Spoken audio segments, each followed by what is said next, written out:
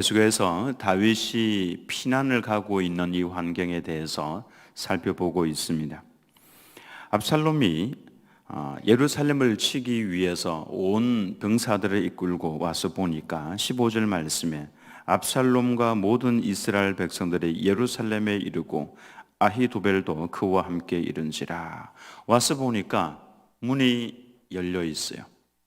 사실 예루살렘은 천년 요새입니다. 가서 구약 시대에 그 예루살렘의 지형, 그 모형도를 그려놓은 것을 보면은 이게 아무나 보통 이 병사력을 가지고 와서 점령을 할 수 있는 곳이 아니구나라고 하는 것을 분명하게 알 수 있습니다. 그래서 다윗이 여부수 족속을 쳐부수려고 할 때 예루살렘에 있던 여부수 족속들이 그러죠.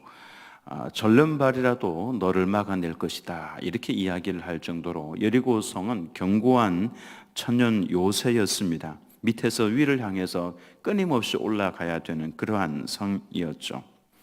그러니까 압살롬이 아버지 다윗을 치러 왔을 때도 엄청난 희생을 각오하고 왔을 겁니다. 그래도 함락하는 것은 결단코 쉽지는 않았을 겁니다만은 와서 보니까 그 천년 요새는 예루살렘의 성문이 활짝 열려 있어서 희생 없이 예루살렘을 얻었습니다.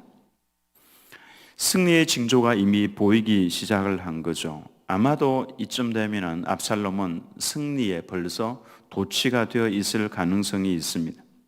근데 전쟁터에서는 이럴 때가 바로 위험한 순간이다라고 짐작을 하는 것이 맞습니다. 쉽게 얻은 승리, 또 쉽게 얻은 이익, 이와 같은 것 뒤에는 숨어있는 계략이 있죠. 그래서 하나님께서는 땀을 흘려서 차근차근 얻은 열매를 귀하게 보십니다.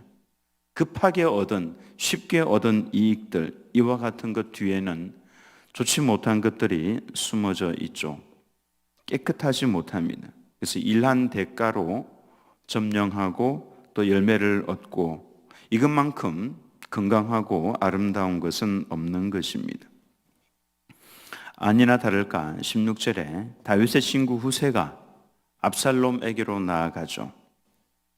압살롬이 지혜로운 사람이었다면 여기에 무엇인가 있다라는 생각을 해야 될 텐데 그걸 그렇게까지는 생각을 하지 못했던 것 같습니다.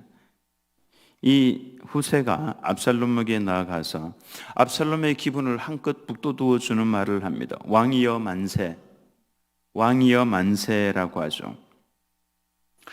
근데 이 후세는 다윗이 만일을 대비해서 성에 남겨둔 다윗의 진짜 친구입니다. 그런 다윗의 충복이 다윗의 친구가 압살롬에게 왕이여 만세하고 나올 때는 분명 거기에 뭔가가 있는 겁니다. 그래서 압살롬이 이렇게 물어보죠.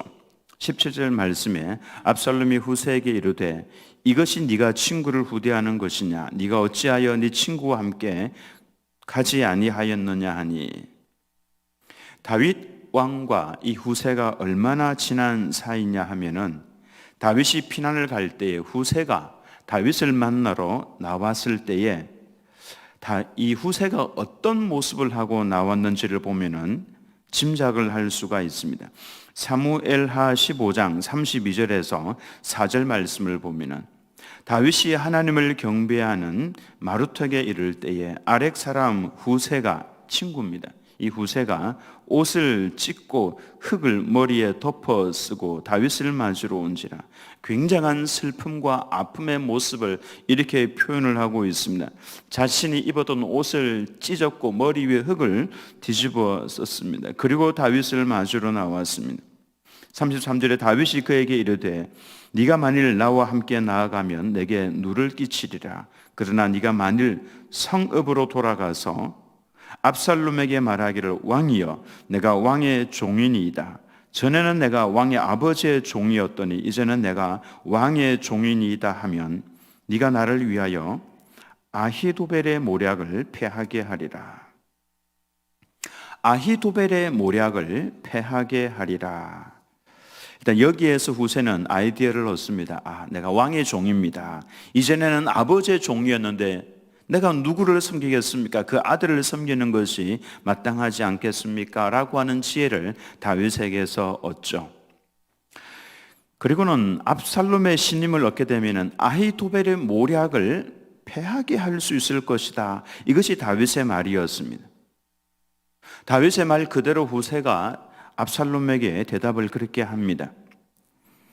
근데 저는 이 모습을 보면서 다윗과 우리의 차이점이 어떤 것인가를 봅니다.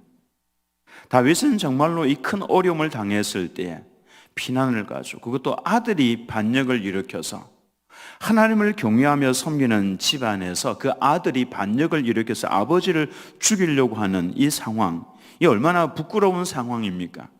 근데 이 상황에서 다윗이 말을 함부로 하지 않는 모습을 보여줍니다. 큰일 났다, 안 될 것 같다, 죽을 것 같다, 끝난 것 같다, 막 이런 말들을 전혀 하지 않습니다. 피난을 가면서도 다윗은 말을 함부로 하지 않고 말 한마디 한마디가 의미 있는 말들을 던지는 것을 봅니다. 시므이가 먼지를 날리면서 위에서 돌을 뿌리면서 저주를 했죠. 가거라 가거라 사악한 자여, 뭐 이런 표현을 쓰면서 다윗을 저주할 때에 다윗의 말을 보면은 그의 마음에 흥분한 대로 이야기를 하지 않습니다. 가서 목을 베어와라 이렇게 말도 하지 않습니다. 가만히 두어라. 하나님께서 저의 입을 통해서 나를 저주하게 하니까 함이니 내가 달게 받아야 되지 않겠는가 하면서 말을 함부로 하지 않습니다. 그리고 이런 놀라운 말을 하죠. 나의 이 억울한 일을 보시고 하나님께서 나에게 선하게 대해 주실 것이다. 그렇게 이야기를 합니다. 그러니까 이 역경의 상황에서 다윗이 말을 함부로 하지 않고 꼭 해야 될 말들만 지혜롭게 하고 있는 것을 보죠. 하나님께서 다 듣고 보고 계시다가 다윗이 했던 말 그대로 해주는 것을 보게 됩니다. 이와 같은 것을 보면은 정말 우리가 말을 조심해야 한다라고 하는 것을 알 수가 있죠. 후세는 다윗이 시킨 대로 대답을 똑같이 합니다. 19절 말씀에 또 내가 이제 누구를 섬기리까? 그의 아들이 아니니까 내가 전에 왕의 아버지를 섬긴 것 같이 왕을 섬기리다 하니라. 압살롬의 어깨가 으쓱하고 올라갈 만한 말입니다. 그리고 바로 이어서 아히도벨에 관한 기사가 나오죠. 후세와 아히도벨. 후세는 다윗의 친구이고 아히도벨은 사실 이 후세와 아히도벨은 지략에 있어서 상대가 되지 않는 사람들입니다. 아히도벨은 다윗 당대의 가장 탁월한 최고의 모사라고 할 수 있습니다. 참모진이죠. 반면 후세는 다윗의 그냥 친구입니다. 말동무입니다. 이런 후세에게 다윗이 아히도벨을 상대하라고 하는 명령을 내렸는데 이게 어떻게 진행이 됩니까? 사실 다윗도 압니다. 후세의 지혜가 아히도벨의 지혜를 따라가지 못한다라고 하는 것을 압니다. 그럼에도 불구하고 다윗이 믿는 것은 오직 하나님이시죠. 주여, 후세로 하여금 아히도벨의 지혜를 어리석게 해 주옵소서. 근데 재미있게도 딱 그렇게 됩니다. 사실 아히도벨의 이 지혜는 보통 지혜가 아닙니다. 그의 지혜와 지략과 계략이 어느 정도였냐 하면은 23절 말씀에 그때에 아히도벨이 베푸는 계략은 사람이 하나님께 물어서 받은 말씀과 같은 것이라. 아히도벨의 모든 계략은 다윗에게나 압살롬에게나 그와 같이 여겨졌더라. 다윗도 인정을 하는 사람입니다. 아히도벨에게서 나온 지략, 지혜는 하나님의 말씀처럼 잘 맞아 떨어져 가더라. 이걸 다윗도 알고 있고 압살롬도 알고 있고 백성들도 알고 있습니다. 세상 군주에게 이 아히도벨과 같은 모사, 지혜 사람 한 사람 정도만 있으면은 사실은 걱정할 필요가 없을 정도입니다. 그 정도로 머리가 비상한 사람이죠. 압살롬의 오늘이 있기까지에는 이 아히도벨이 처음부터 함께했던 그 계략이 있었기 때문에 가능한 것이었습니다. 그런 이 아히도벨의 머리가 다윗의 편에서 선하게 사용이 될 때는 다윗의 선한 정치에 크게 영향을 끼쳤겠지만은 이제 악한 쪽으로 사용이 되니까 얼마나 악하게 그 지혜가 사용이 되는지. 그래서 이번에 아히도벨이 낸 계략을 보면은 뭘 하라고 합니까? 다윗이 궁을 지키라고 남겨두었던 후궁, 사실 엄밀하게 따지면 다윗의 아내들입니다. 그 후궁 10명과 함께 낮에 옥상에서 동침을 하라고 그런 지략을 폈습니다. 그렇게 하면은 어떤 효과가 있습니까?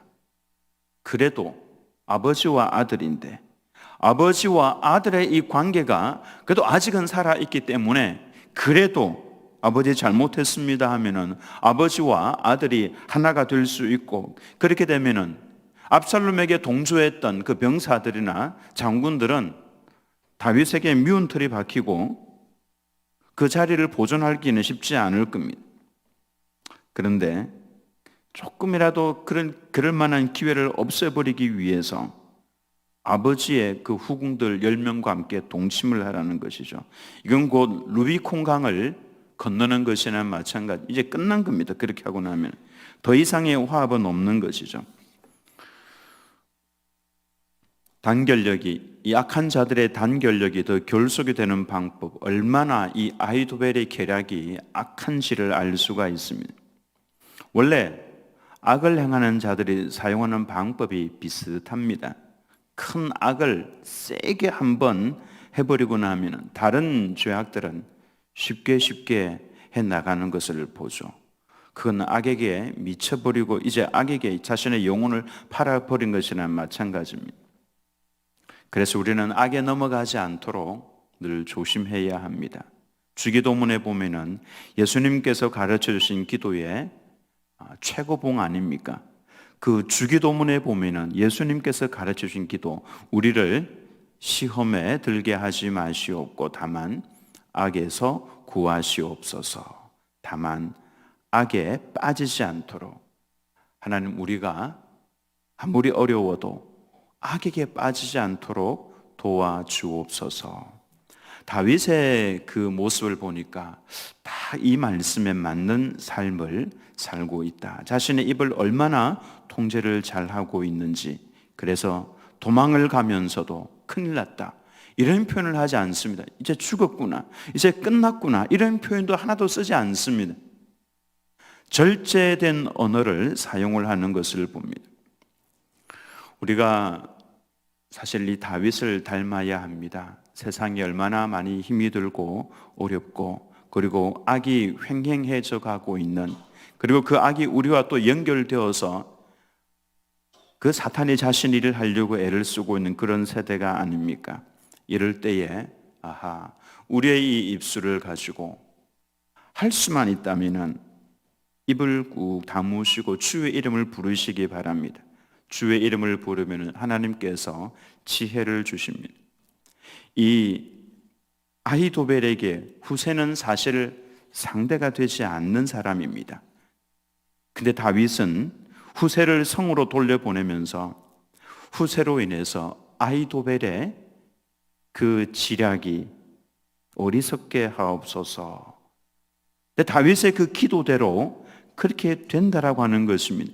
이제 그 다음 말씀들을 보면은 하나님께서 직접적으로 후세를 통해서 아히도벨의 계략을 무효화시켜버리는 이런 일들을 진행을 해 나갑니다. 최고의 지략가의 좋은 지략을 없애버리고 그보다 훨씬 못한 후세의 지략을 하나님께서는 채용할 수밖에 없도록 그렇게 만들어 가신다라고 하는 것입니다.